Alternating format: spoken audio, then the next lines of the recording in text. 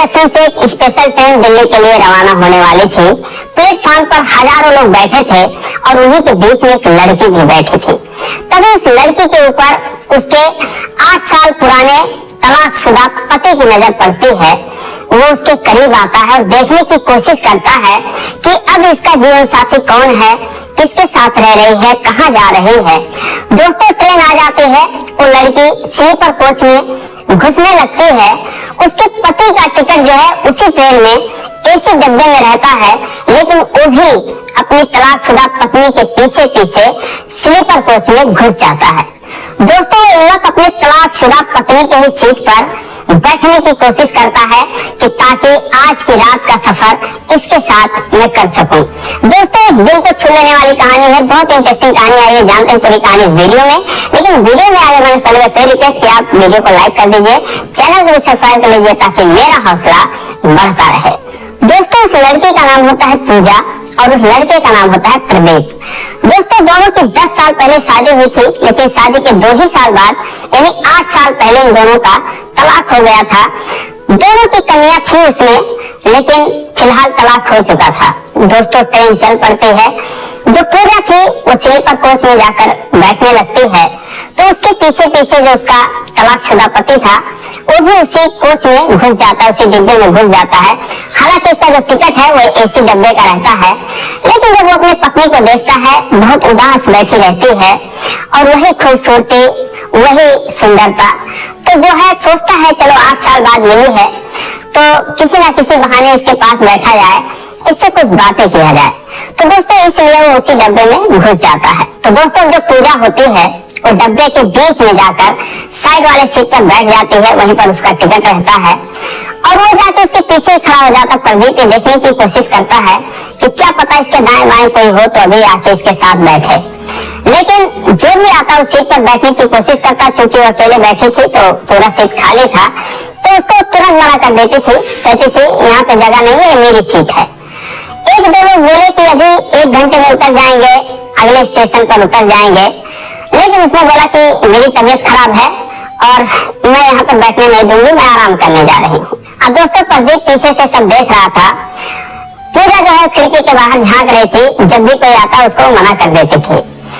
प्रदीप धीरे से जाता है, अपना बैग उसके सामने रखता है। वो पैर फैला के बैठी हुई थी, जैसे बैग रखता है तुरंत बोलती है कि यहाँ कहाँ रख रहे हो, ये मेरी सीट है, उतारो इसको यहाँ पर से, हटाओ। प्रदीप बोलता है कि मैडम मैं बस 1 ही 2 घंटे में उतर जाऊंगा, मेरी सीट है नहीं, तो अभी आप सोने का टाइम हो नहीं रहा है आपका, तो तब तक मुझे बैठने दीजिए। जब वो आवाज सुनती है तो चौंक जाती है, उसकी तरफ देखती है, 10-20 सेकंड देखती ही रहती है। ये उसका तलाकशुदा पति था, वो भी पहचान जाती है और वो अपना पैर समेट लेती है, इशारा करती है बैठ जाओ। अब दोस्तों, दोनों के मन में तमाम सारे सवाल उमड़ रहे थे। प्रदीप जो है शुरुआत करता है, बोलता है कि दिल्ली अपना इलाज कराने जा रही हो क्या? तो पूजा बोलती है कि मुझे क्या हुआ है, मैं क्यों जाऊंगी इलाज कराने? तो प्रदीप बोलता है कि नहीं, अभी तुमने कुछ लोगों को कहा कि सीट पर मत बैठो, मेरी तबीयत खराब है, मुझे आराम करना है और तुम काफी उदास भी लग रही हो, क्या बात है? तो पूजा बोलते हैं नहीं, मेरी तबीयत नहीं खराब है और मेरी उदासी का कारण आप जानकर क्या करोगे, आप बैठ रहे हो तो बैठे रहो, ऐसी कोई परेशानी नहीं है मुझे। तो प्रदीप कहता है कि दिल्ली कब से रह रही हो? पूजा कहती है कि पहली बार जा रही हूँ। अब वो उसको एक टक निहारने लगता है। पूजा खिड़की के बाहर देखते देखते कभी एक नजर इस पर भी मार लेती थी। दोस्तों, सर्दियों का महीना था, ट्रेन चलने लगती है तो ठंडी ठंडी हवा घुस रही थी। सारे लोग जो पैसेंजर थे कुछ ना कुछ ओढ़ने के लिए लाए थे, अपना निकाल के ओढ़ने लगते हैं। पूजा भी अपने बैग से एक ऊनी कंबल निकालती है, ओढ़ लेती है। जो प्रदीप था उसका तो ऐसा कुछ लाने का मतलब नहीं था, क्योंकि एसी में सब कुछ मिलता है, कंबल चद्दर वगैरह, कुछ घर से लाया नहीं था। तो जब ज्यादा ठंड लगने लगती है तो पूजा उससे कहती है कि आप कुछ छोड़ने के लिए नहीं लाए हो क्या? प्रदीप बोलता है नहीं, मुझे ध्यान ही नहीं रहा, मैं तो कुछ लाया ही नहीं। पूजा बोलती है कि आपको लाना चाहिए था, आपको ठंड लग सकती है। अब दोस्तों, जब अगला स्टॉप आता है तो साइड के सीट का जो दूसरा पैसेंजर था वो ट्रेन में चढ़ता है, उसके बाद उस सीट पर आकर बैठने लगता है। उसके बैठते हुए पूजा बोलती है कि इस पर कहाँ सामान रख रहे हो जी, इस पर कहाँ बैठे हो आप, ये सीट हमारी है। वो बोलता है कि क्या बात करनी है, आधा सीट तो मेरा है इसमें। वो बोलती नहीं, ये पूरी सीट मेरी है।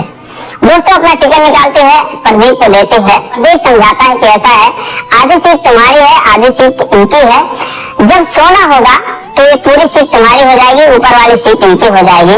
अक्सर इस बात पर लोग लड़ लेते हैं, उनको पता नहीं रहता। जैसे ही अगला पैसेंजर आता है उसको बोलते हैं तुम ऊपर चले जाओ, लेकिन जहाँ तक बैठने का अधिकार है तो आधी सीट इनकी है। दोस्तों उसके बाद समझ जाती है, पूजा चुप हो जाती है। तब तक वो आदमी खड़ा ही रहता है जो दूसरा पैसेंजर होता है। उसके बाद वो जाकर बीच में बैठने की कोशिश करने लगता है, तो उसको पूजा कहती है कि यहाँ कहाँ बैठ रहे हो तुम, अपने सीट पर जाओ जहाँ आपकी सीट है। दोस्तों बैठते बैठते उठ जाता है। फिर प्रदीप को बोलता है कि भाई साहब आप इधर आ जाइए तो मैं अपने सीट पर बैठ जाऊं। दोस्तों दूसरी खिड़की वाली सीट पर बैठ जाता है। उसके बाद फिर ट्रेन जो है वो चल पड़ती है। जब ट्रेन चल पड़ती है तो काफी ठंडक हो रही थी। वो जो पैसेंजर नया था वो भी अपना ओढ़ लेता है निकाल के। अब दोस्तों ठंड काफी बढ़ जाती है, तो पूरा अपना कम्बल जो है उसको उड़ाते हुए उसके पैर पर डालते हुए बोलती है कि ओढ़ लो, नहीं तो तुम्हारी तबीयत खराब हो जाएगी ठंडी से। तो प्रदीप बोलता है कि नहीं, मुझे ठंडी नहीं लगती। दरअसल मेरी ठंड के दिनों में किसी से रजाई को लेकर झगड़ा हो गया था, तब से मुझे ठंड नहीं लगती। दोस्तों एक बार इन दोनों पति पत्नी में जब इनका तलाक नहीं हुआ था, तो सर्दियों के दिनों में कम्बल की खींचातानी को लेकर लड़ाई हो जाता है और पूजा जो है हमारे गुस्से के लाके उस पर पानी ही डाल देती है। रात भर दोनों फिर कुछ और ही ओढ़ के गुजारा करते हैं। अब दोस्तों प्रदीप का इशारा उसी के तरफ था। पूजा भी समझ जाते हैं, मुस्कुरा देती है, हंसने लगती है, बोलती है कि उसमें जरूर आपकी गलती रही होगी। तो बोलता है कि नहीं, अगले ने पानी डाल दिया उस पर, तो बताओ मेरी गलती कहाँ से थी। दोस्तों दोनों हंसने लगते हैं। उसके बाद सफर चलता है। दोस्तों धीरे धीरे खाने का टाइम हो जाता है, तो पूजा बोलती है कि आप खाना खा लीजिए। बोलता मैं तो कुछ लाया नहीं हूँ, अभी आएगा कोई तो मैं उसी से लेके खा लूंगा, तुम खा लो अगर लाई हो तो। तो दोस्तों पूजा कहती है कि हाँ मेरे तो खाने का टाइम हो रहा है, आपका तो कुछ और ही टाइम हो रहा होगा, आपने बैग में रखा ही हुआ होगा, अभी आपका शुरू हो जाएगा। प्रदीप बोलता है कि अरे यार नहीं, ऐसी बात नहीं है, जैसा तुम समझ रहे हो ऐसा कुछ भी नहीं है, मैंने पीना उना छोड़ दिया। पूजा हैरान रह गई, बोली कब से? तो उसने बोला 4 साल हो गए, मैं नहीं पीता और ना ही कभी पीऊंगा। पूजा कहती है कि आप झूठ बोल रहे हो, मुझे तो यकीन ही नहीं हो रहा है। वो कहता नहीं यार वाकई में तुम्हारी कसम मैं नहीं पीता। तो पूजा बोली कि मैं कौन होती हूँ मेरी आप कसम खा रहे हो। बोलता किसी भी कसम दिलवा लो यार, माँ कसम मैं नहीं पीता। दोस्तों हैरान रह जाते हैं, बोलते हैं कि जिसके लिए आप सब कुछ छोड़ दिए, सारा कुछ इतना हो गया, आपको पता ही है, आप जाके अब शराब छोड़े, काश आप पहले छोड़ दिए होते। खैर जो भी है, अब से आप सुधर जाओ, मैं तो भगवान से यही दुआ करूंगी।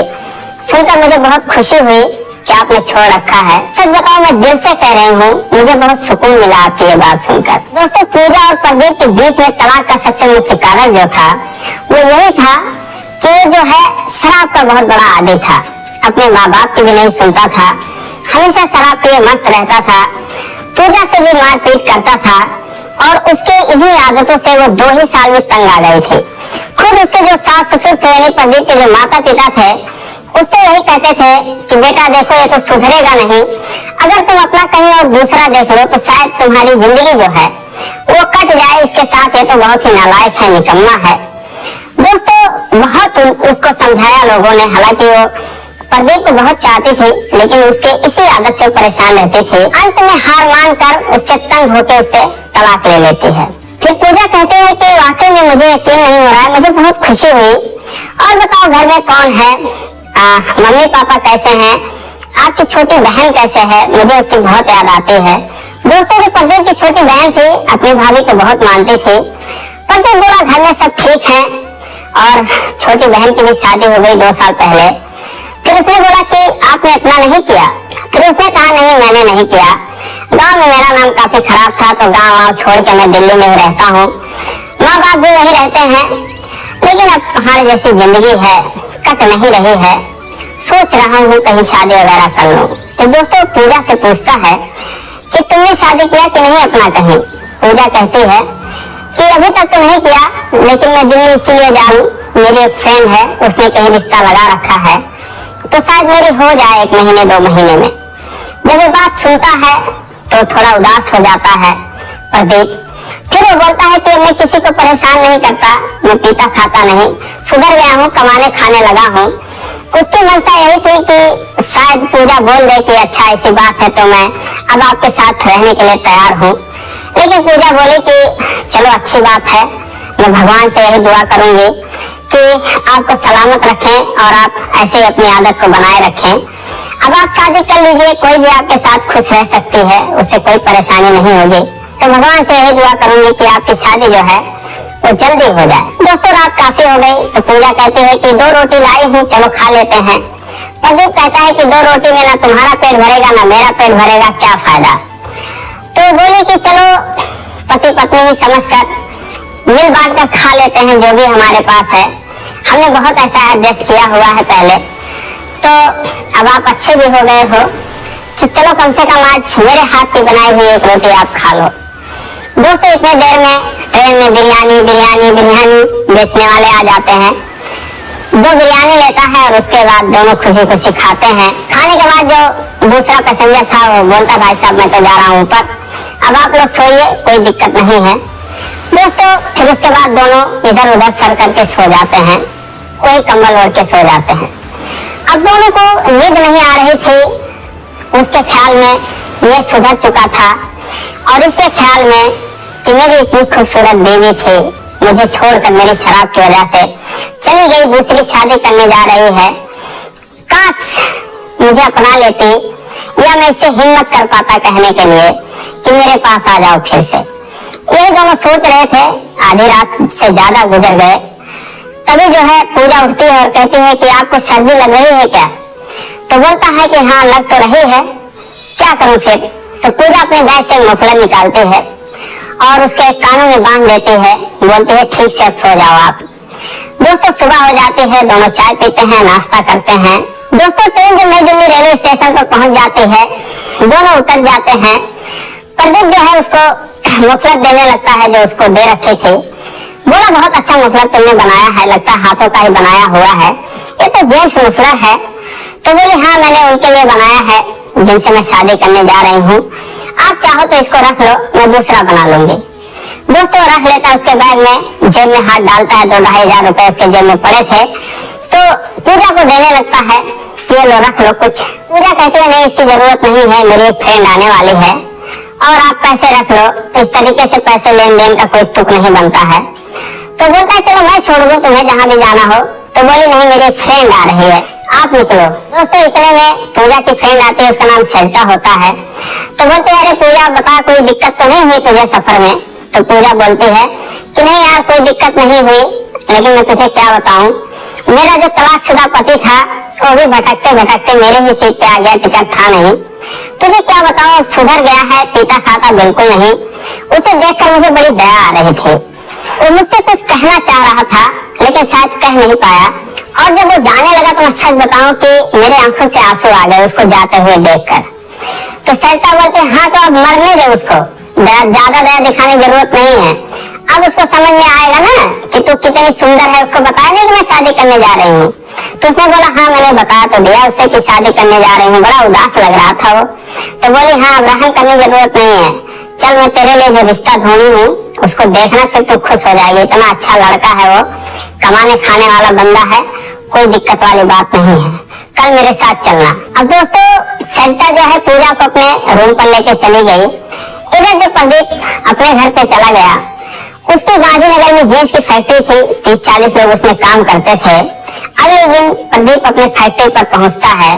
दोस्तों, उसी फैक्ट्री में जो सरिता थी वो काम करती थी। सरिता उससे आकर बोलती है कि सर वो जो लड़की मैंने आपसे बताया था, जिसके बारे में आपसे बात कर रखी थी, वो आ गई है तो आपसे मिलना चाहती है, तो आपसे मिलवा दूं क्या। तो प्रदीप कहता हाँ यार मिलाओ, तुम तो कह रही थी तुम्हारी फ्रेंड बड़ी अच्छी है, बड़ी खूबसूरत है, जरा मैं भी देखूं यार, मुझे तो शादी करनी है, अगर मुझे जमेगी तो कर लूंगा। दोस्तों, सरिता आगे आगे आती है, पीछे से पूजा आती है, जैसे कमरे में घुसती है ऑफिस में, प्रदीप उसको देख के चौंक जाता है, बोलता है अरे तुम। तो बोलते हैं आप। अब दोस्तों, प्रदीप उसको देखते ही चौंक जाता है, सरिता से बोलता है सरिता यही है। तो सरिता बोलती हाँ सर यही है। अब दोस्तों, प्रदीप जो है वो पूजा से बोलता है कि बिल्कुल कुछ बोलना नहीं है तुम्हें। फिर वो सरिता से बोलता है अरे सरिता यार तुम्हारी फ्रेंड तो अच्छी है, लेकिन यार ये तो शादीशुदा लग रही, तुम तो कह रही थी लड़की कुंवारी है। तो उसने बोला हाँ सर बिल्कुल कुंवारी है, आपकी कसम आप पूछ सकते हो। मैं झूठ नहीं बोल रही, उसकी शादी नहीं हुई है। प्रदीप बोलता है यार सरिता, तुम क्यों कसम खा रही हो? यही तो मेरी पहली पत्नी है जिससे हमारा तलाक हो चुका है। अब दोस्तों वो शॉक्ड रह जाती है। उसने प्रदीप को बताया था कि लड़की बिल्कुल कुंवारी है, माँ बाप गरीब हैं, तो उम्र जो है 30 साल की हो गई है, उसकी शादी नहीं हो पाई है, लेकिन लड़की सही है। दोस्तों फिर प्रदीप बोलता है कि सरिता कहीं तुमने इनसे तो नहीं बताया कि मैं कुंवारा हूँ?